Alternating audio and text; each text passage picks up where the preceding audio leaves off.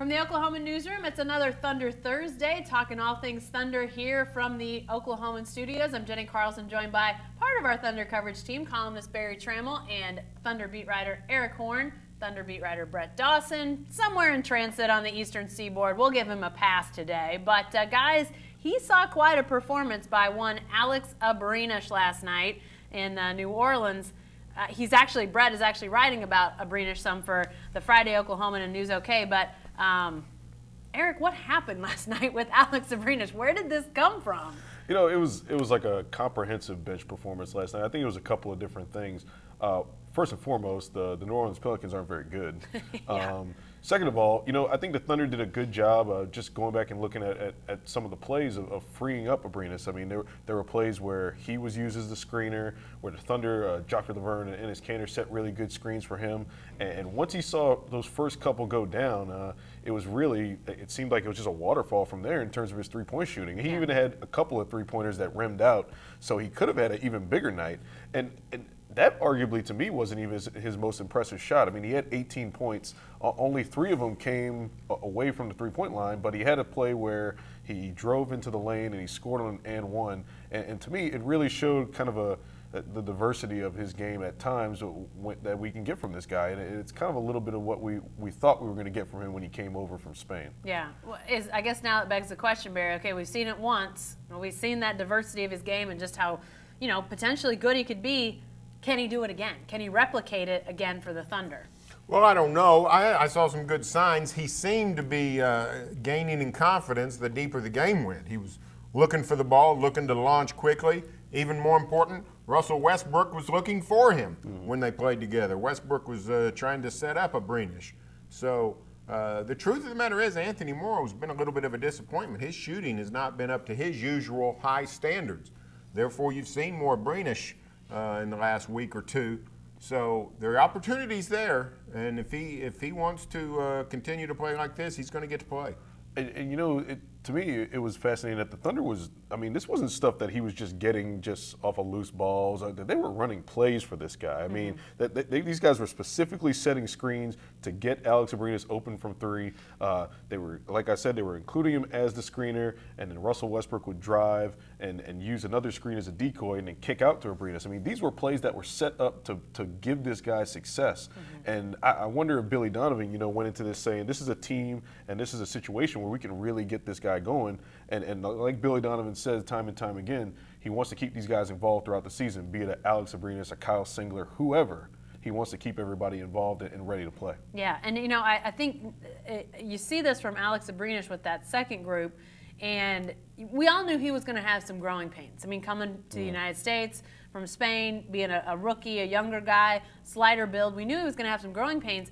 But now you sort of start to wonder, okay, if this can be replicated, where does he fit? Because Victor Oladipo's coming back at some point. You're going to see the second unit regain some firepower when that happens.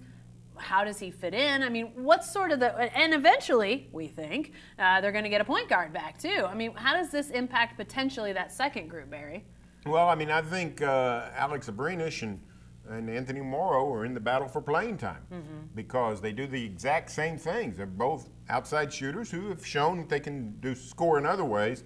Both are a suspect on defense, and you've got to measure their minutes depending on who's playing and how long you can go with them. So, if Abrinish keeps playing like this, then I think that means Anthony Morrow plays less. Yeah. Is it a hot hand situation, Eric? I mean, do they roll with a guy until he cools off? Or is, like Barry says, when you've got a young guy who probably has a longer-term future with your franchise, do you tend to sort of let him play it out maybe a little longer? I think it's going to be one of those night-to-night things or maybe week-to-week chunk of games to chunk of games thing. We've seen this happen time and time again, and people might not want to hear this, get disappointed with Billy Donovan and his consistent rotations or inconsistent rotations. Bringing in a guy like a Kyle Singler, bringing in Alex Abrinish after he's basically hasn't played a ton of minutes in the past few games. Playing Joffrey Laverne extended minutes last night when he might have had 12 minutes over the last 3 games. Billy Donovan is going to continue to shuffle guys in and out and see what the best matchups are night to night. It doesn't hurt to get Alex Abrines some quality minutes and see what he can go out and produce for you. And like you said, this is a guy that's going to be on contract for the next few years. Anthony Morrow is entering the final year of his deal. So it's going to be important for them to get Alex Abrines some confidence going into, the continuation of his Thunder career. All right, we've talked for about 5 or 6 minutes here on Thunder Thursday, and we haven't talked about Russell Westbrook, so it's time. That's long enough. Russell Westbrook obviously continuing to put up amazing numbers, but probably the biggest news, I guess, with him was earlier this week, that last sequence of the game there at home against Atlanta. 2-minute report comes out. NBA saying he was not only fouled once, he was fouled twice in the final 10 seconds of that game. 2-minute reports. I mean, Barry, these are fascinating because they really do sort of open the door to what is happening with the officiating, keeping them, I guess, an honest sort of look at what happens. But I mean, is this good for anybody? I mean, I don't know. I mean, is it validation? Does it hurt the league? What do you make of the 2-minute report? I like it. I think it's transparency, and coaches sometimes gets mixed up on the information and the what it can do. It doesn't change anything. It's not going to change anything. It's not to repair a wrong situation. That's not what it's about. It's about transparency and to let the fans particularly know that the league does monitor officiating. It does monitor who's making good calls, who's making bad calls. What are the calls being made? Sometimes we think that these guys are just thrown out there and with no supervision. I got a call this week from a fan wanting to know, are there ramifications for officials who make such mistakes? And the answer is yes. Eventually, you could lose your job. You could have postseason curtailed. So, yeah, the league is paying attention to officiating, and we know that because they tell us in public ways, this 2-minute report, about mistakes. What about it, Eric? Is this helping anybody to have these out? Well, I guess it would help, the credibility of Billy Donovan, sticking up for his players after the fact. I think it probably gives the referees more grief than they'd ever want to handle. I mean, we first got a taste of this in the playoffs last year. It seemed like every day we were looking at the 2-minute reports because the Thunder were playing these crazy games, and particularly Game 2 against the Spurs, where there was just that crazy sequence where there was probably about 5 or 6 missed calls just in a 13-second span. Mm-hmm. So I think in certain instances, it really does help to kind of clarify those late game situations, and it might help referees to go back and look at situations like, for instance, in the situation with Dion Waiters and in that Game 2 against the Spurs, I think that was a situation where referees had admitted that they had never seen some of that stuff happen before, in that kind of sequence. So, and remind people, that was the push. That was Dion Waiters. That was the Manu Ginobili real tight on Dion Waiters on the sideline, and Dion Waiters came with the elbow like this. And that was a situation where I think referees had admitted, this is rare, that we've never seen this before, or it might not have been referees. It was someone in that whole realm of the play that admitted that they'd never seen that before. But it was a very tough call.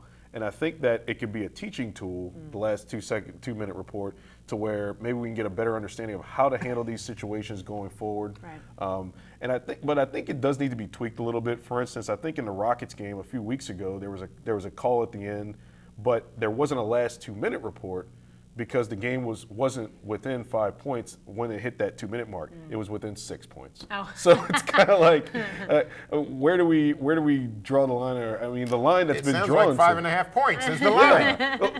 The line has been drawn at a point where it should kind of be a game-to-game basis where, if we're within a certain amount of points, it shouldn't matter. It should be, is this a call that could turn the game within the context of the game, reason. Within reason. Yeah. Well, and I think you guys bring up an interesting point, both of you, sort of in different ways, but sort of the what do they do with this? I think the idea of transparency, Barry. I mean, in the media, we generally are fans of transparency, but then sort of the what next. Like if somebody messes up, in a close game, in a tight situation that could determine a game, what does that do? I mean, it would be interesting if the NBA would open that up even a little bit more to say, if this happens, then we've got this point system, or you lose a chance to be in the playoffs. I don't know. It seems like that might help to explain how they're using some of this, because I think the assumption is sort of what you said, Eric, that in situations they can cue up tape when they're doing training sessions and that sort of thing. But is there more? Are there ramifications? And that's, we assume, but do we really know? Well, yeah, we do. I mean, they pick refs for the playoffs. They change refs. Guys are ushered out. They don't make a big scene of it. We could figure out who got fired last NBA offseason if we wanted to. Just go make a look and see who's still calling. We don't really care until our team is affected by a bad call. Sure. That's really when we care about officiating. You go to a big game and it's well officiated, and that's the last thing you're going to talk about. Mm-hmm. But if it's poorly officiated, it's the first thing you're going to talk about. That's just the lay of the land for officials. Yeah, and Eric, you and I and your buddy Brett Dawson have been doing sort of an unofficial, I think eventually this will see the light of day because it's interesting, but with the Thunder not being that elite level team, we've kind of been doing a non-scientific look at the officials who call the Thunder games, and it's not the elite level officials like the Thunder were an elite level team for a lot of years. You might see one name that you go, I see that guy or that gal all the time. The others, not so much. It seems like there may be, as you sort of get down the pecking order of quality of teams and quality of games, they're working in guys and gals that may be beginning or don't get as many games to get them that game experience as officials. I think that's something we will look at eventually as the season goes on. Yeah, it's, the Thunder hasn't had an opportunity to have many of the Danny Crawfords of the world so far this season. I think it might have been 2 games they've had Danny Crawford, one of the more respected officials in the NBA. And it's kind of been a mixed match of, names that we're not used to seeing in the high-profile games that the Thunder have played in the past. We haven't done the deep dive on anything. Right now, it's just kind of our crazy conspiracy theory in-house. But it would be interesting to sit down and look at how the league is determining who the Thunder gets on a night-to-night basis. And I think it's important to know that all these officials have been, gone through a high level of scrutiny when it comes to officiating games. It's more about experience, I think, at this point. There's definitely, it's bound to happen. It happens in the NFL, it happens in NHL, it happens in Major League Baseball, different levels of experience. And obviously, the more you've seen, the more easy it is to recognize things. As you were mentioning with that, the elbow, that maybe nobody's seen that, but there's a lot of stuff that as you're in the game longer, you see more often and are able to call more easily. And it hasn't become a point of contention just yet, but we've seen numerous times this season Russell Westbrook lobbying for calls, Billy Donovan stepping in and lobbying for calls too. He probably has more technicals already than he had all of last season, or certainly up to this point last season. So they're being vocal about the way that Russell Westbrook is being treated, and not that he's not getting to the line at a higher rate. He's over 10 a game, and he's among the leaders in the league in free throw attempts. But they want to continue to have that conversation with referees and officials about how they're refereeing the game against Russell Westbrook. All right. Lots of good Russell Westbrook talk. Thanks, guys. That made me feel better after 5 minutes of no Russell Westbrook. You're watching Thunder Thursday, by the way. We're talking all things Thunder here. And as I mentioned before, guys, obviously Victor Oladipo out of the lineup right now. Wrist injury that, frankly, when you look at it, you could see that wrist injury being a season ender. But they've now played 5 games without him, 6 games without him? We're starting to get a little sense of how this team looks without Victor Oladipo. You'd rather have him, Barry, but how have they fared without him in the lineup? They've done better than I actually thought they might. The offense has been pretty good. They've held the offense up. I think they've actually missed Oladipo more on defense than they have offense. They've having to use Abrinish and Morrow more often. Oladipo is a very good perimeter defender, can switch off. Had a good track record in Orlando guarding. So I think they miss him on the defense. You look at games like Atlanta, they lost that game because of their defense. Last night, the defense played well down the stretch, but for a good chunk of the game in New Orleans, did not play well. So they really need Oladipo back as much for defensive as anything. We've been talking about a two-way two-guard for 4, 5, 6 years. Thunder has one. It'd be nice if he could play. Yeah, what has been your impression of initially when he left, defense, we saw it right away. Oh, wow, the defense is really having a struggle here. Have you seen it shore up a little bit, Eric? Obviously they want him back. They don't want to go forever without him, but have you seen some change, at least defensively, to sort of fill that gap? I think there's been more comfort as the time has gone on since he's been out. But you got to keep in mind also the first two teams they played full games against when he was out were against two of the top 10 offenses in the league in Portland and Utah. I mean, two really efficient offenses. And in the last three games, they've gone 2-1. And I mean, they probably should have won the Atlanta game if not for the defense, as Barry said. I think they gave up a 14-4 run to end the game, or 14-2, somewhere along those lines. But you know, Phoenix and New Orleans aren't very good offenses, aren't very good teams in general. So you would want the Thunder to have better games against those teams. But yeah, he certainly missed, and not to. So nothing's misconstrued. I think Jenny made a reference to it earlier. He is not out for the season. He didn't say he was out for the season. No. He said, I said the way that injury looked. Yeah, it looked. He could have been out for the season. It could have been a dangerous thing, but I don't want anybody to hear anything on Thunder Thursday and be like, "Oh, Victor Oladipo's out." It's indefinite, and you know it could be a prolonged injury, but I think the Thunder is taking their time with this and not rushing him back. It's December. They're going into their 30th game of the season on Friday. There's no reason to rush Victor Oladipo back when they're going to need him for this entire season. They want him to get 100% healthy. Do you have a sense, Eric, from what you're hearing? Is it a couple more weeks? Is it a month? Do you have any sense of a timetable for Victor Oladipo? I don't think they've put a particular length of time on how long he's going to be out. I just think that, you know, it's going to be a day-by-day progression. You should basically call him day to day. I mean, you could probably say the same thing for Cameron Payne, who I'm sure we'll get to in a little bit, but you know, this is a guy who earlier this week wasn't even using his right hand. So you just got to keep that in mind, that if he's doing solely things with just his left hand, he's doing no activity with his right, that's a shooting hand, that's the flick of the wrist, and that's really important, and the Thunder's not going to push that. All right, you mentioned Cameron Payne. Let's talk about Cameron Payne, because here's a guy He's dancing. he's a guy that we might have a timetable on, or do we? I mean, ESPN reporting that there's a December 29th return potentially against Memphis for Cameron Payne. I mean, Barry, are you buying that? Do you feel like, from, you know, as Eric said, we've seen a little more dance activity out of Cameron Payne. Is it about time? Well, I mean, you would think so, but I got to believe he needs to start practicing before he plays. I mean, he really hadn't gone through a full-speed practice, so I think we're still a little bit out on Cameron Payne. I also think we're a little bit heavy on the expectations of what he's going to do when he gets back. When you look at him, he hasn't ended up playing that much. Didn't get much this preseason. Certainly hasn't played. Down the stretch last season in the playoffs, did not end up in the rotation. This is a guy who is a second-year guy, hasn't played all that much NBA basketball. I think even when he's back, it's going to take a while for him to get into the swing of the rotation. His impact could at some point be significant, Eric, but obviously the rust, I mean, if he's a 6 or 8 year veteran, maybe he can knock it off a little faster, but he's got some developmental stuff to come through. I guess the question in part becomes sort of what you said about Victor Oladipo, though. Should he come back this quick? I mean, if there's any question, don't you just wait? I mean, is there sort of a sense of, is this too early amongst the Thunder at this point?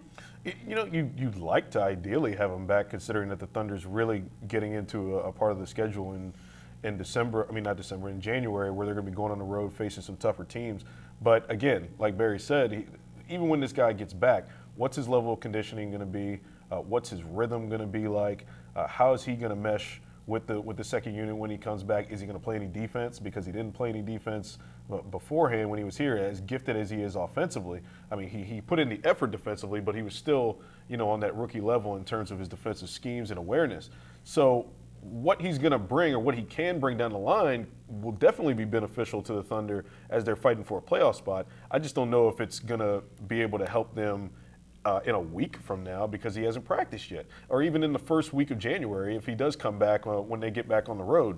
So to get him back in the beginning of January, mid-January time, I think would be ideal for the Thunder. But again, it's going to be time for him to get back to where they want him to be and where he wants to be. All right, 2 more topics before we wrap up, guys. We're talking about players the Thunder wishes they had but don't have right now. So that brings me to all Anthony this Davis. Trade talk. I was actually going to say DeMarcus Cousins, but if you just want to go straight to Anthony Davis, well, jump on in there. But there's been some talk after all this brouhaha in Sacramento. Could DeMarcus Cousins potentially be a target for the Thunder? Barry, is it kooky talk or potentially a possibility? I think it's kooky talk. First off, Thunder has a center. They got a good backup center. In fact, they have one of the better center situations in the league. It's not a weakness by any point. It's a team strength. Now, Cousins is a superstar, no doubt about it. He, what do you have, 55? 55 the other night. So he's a ball-playing fool. There's not any doubt about it. But Thunder's strong at center. They got Adams, they got Cantor, and they don't have a history of handing $20 million a year to a knucklehead, and that's what Cousins is. I mean, he's a troubled young soul, and he does not have a history of getting along with the environment that he's in. And the Thunder has taken a risk or two on a small minute players. They will bring in a guy with a sketchy past only if if they're completely sold that he can adapt to the Thunder culture, and they don't have a lot invested in him, and they don't expect a lot out of him. With Boogie Cousins, you're going to have to invest a lot. You're going to expect a lot. Sure. It seems like a disastrous plan to me. Well, and Eric, we were talking about this earlier today, just in the office, and it seems like obviously Sacramento is a poison well. I mean, it's obviously there's been problems, issues. It seems like there's always a mess going on in Sacramento. But DeMarcus Cousins played. I can't call him Boogie, by the way. I'm having trouble with that. That's fine. His birth name is perfectly fine. I think his mother would be okay with that. He would too. I appreciate that. But he played on the Olympic team. He's played internationally. Granted, you're not going to have that many superstars on any one team in the NBA. But he's been around these guys. They have a sense of what he can do, who he is when he's maybe not in Sacramento. Is there a chance that he could be better if in a different situation, Eric? Yeah, there's always a chance. I think he's a guy. Well, I don't know if he's a guy. I don't know that for sure. I don't know if he's a guy that could go somewhere else and be a model citizen that you'd want. Mm-hmm. But there's always a chance. And I think that the Thunder has a good culture, and I think that it's intriguing to think about a guy like that with that much talent coming over, and the Thunder being able to integrate him into their culture and into Oklahoma City. I mean, the thing is, what you're going to have to give up to get him. Right. Which we haven't even talked about yet. Right. If you're getting an all-star caliber player, a player who's a all NBA caliber guy, you're going to have to give up all NBA potential talent, draft picks. They might ask for Russell Westbrook, and you're not going to give him up because it's Russell Westbrook. You're going to want to pair him with Russell Westbrook. So that's when you bring in a third team. That's when you try to kind of get another team to come in, or you give up future draft picks.